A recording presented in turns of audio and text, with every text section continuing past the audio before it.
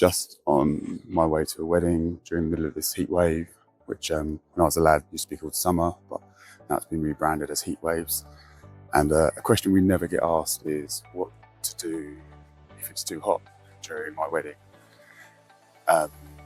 We obviously always get asked what to do if it's wet. To be honest with you, if it's too wet, there's not really a lot you can do about it. It might make your day a little less enjoyable, but there's not a lot you can do about it, all in all. If it's too windy, that's a real problem. That has the opportunity to end the wedding. If it's too windy, you might have to drop the stretch tent or take it out completely. But yeah, we never actually asked what to do if it's too hot. So here are a few tips what to do if it's too hot. First of all, if you are having a stretch tent, have it all lifted, all sides up. This gives you opportunity for a breeze to go through the tent, cooling it down.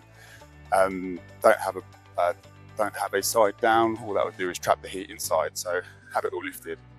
If you're having a teepee, the top of the teepees, they have smoke flaps, which traditionally is when you have a fire in there and it lets the smoke escape out the top. But if you open these up, this will allow heat to escape out the top. It might not make too much difference, but it really helps. Can you make it a little less informal? I think we're a long way from our Southern Hemisphere cousins, where we find being in shorts socially event. But can you make the dress code a little less informal? Perhaps tell your guests, don't worry about a shirt. Don't worry about a shirt. That would be informal. Don't worry about a tie. Don't worry about three-piece. Just sort of shirt, trousers, be comfortable. Appropriate footwear. I really like the look of Converse and smart trousers, but again, that's not everyone's taste. I think for women, it's probably a little bit easier to be cooler with summer dresses. Not particularly speaking from experience with that one, but yeah, maybe let the gents know that they can sort of be a bit more relaxed.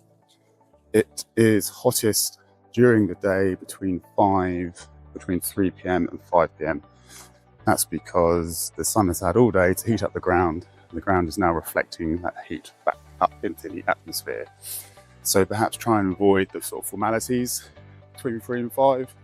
Either get it all done before 3 and enjoy the rest of the day, maybe have a later wedding, have everything sort of post 5 o'clock. Is it worth hiring a bigger tent? Say you've got a medium stretch tent, suitable for 100 guests seated, and you've got 90, and they're going to sort of be on top of each other. Perhaps speak to your tent supplier just to see if you could upgrade to a slightly bigger tent, just to sort of help create a bit more room between guests at tables.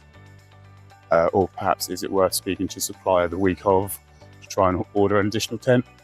Maybe just have it as a bit of a breakaway area for some shade.